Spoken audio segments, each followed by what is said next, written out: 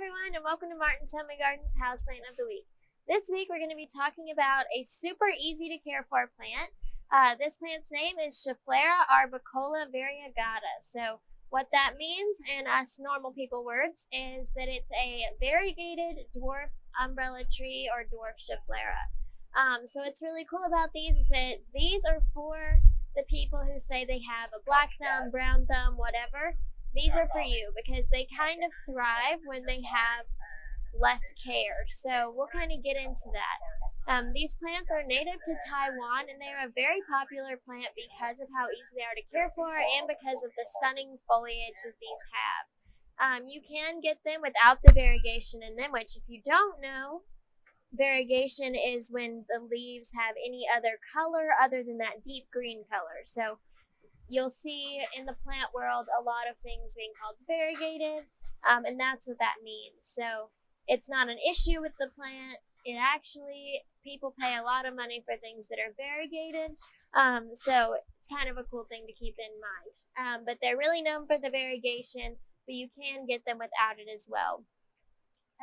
These are really good plants, and the two most important things about caring for them, even though they are really low maintenance, is to make sure you get proper light and proper watering.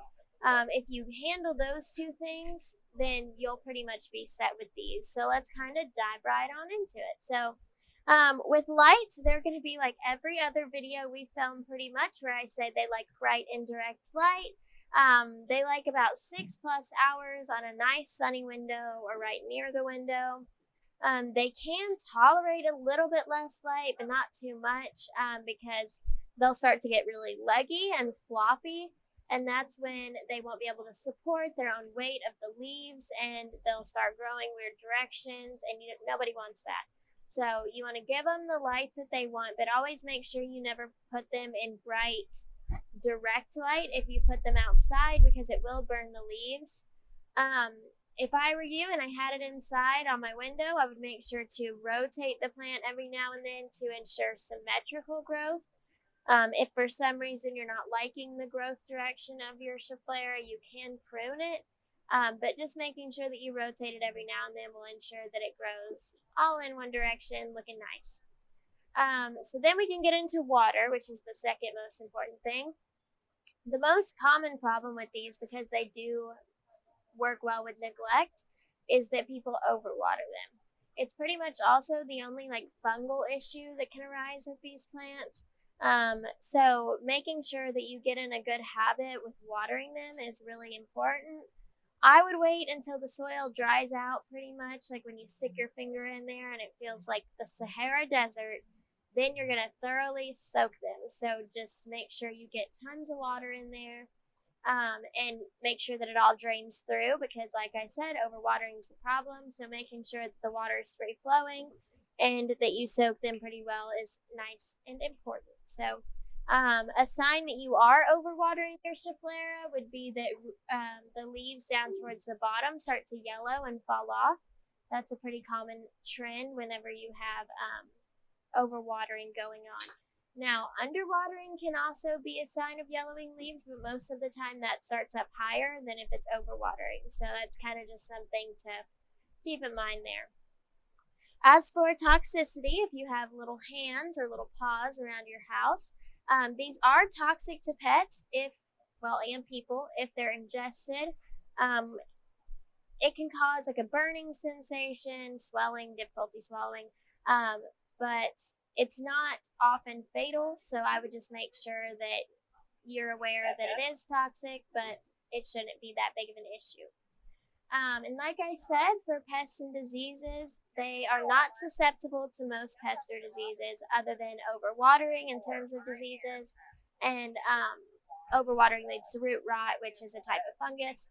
And then for pests and diseases, they're only really susceptible to mealybugs and spider mites. So I would just recommend making sure that you either use a systemic pesticide on them every now and then, just to make sure that it's not going to get it, and if it does, it's not getting it from your other plants, or treat with neem oil every now and then, especially if you put them outside and bring them back in. So other than that, with fertilizer, you can use a diluted water-soluble fertilizer, but they don't necessarily need it if they're getting that light and water requirement that we talked about. So that's pretty much all there is on Schefflera arbicola variegata. But we do have some exciting news around Martins right now. This is actually my last houseplant of the week, but if you'll hold on for just a minute, I'm going to introduce you to the fabulous person who's taking over for me, and we'll get this rolling.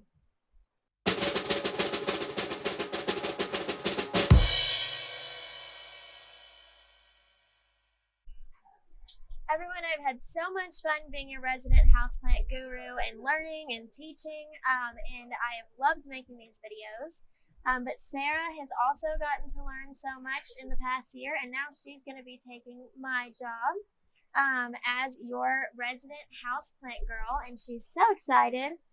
So you'll be seeing her face a lot more on our YouTube channel, as well as Facebook and Instagram and at Plant Swaps. And don't forget, we do have a plant swap on November 5th. So we're going to be really excited to see you there. I won't be there, but Sarah will. So if you have any questions or issues with your houseplant, Sarah's your girl. I'll see you there. Yeah, and she's our resident fiddle leaf whisperer. So if you know anything about those, you know that that is a beast. So any questions you have for Sarah, she'll be happy to answer them. So we're really excited. You have anything you want to say?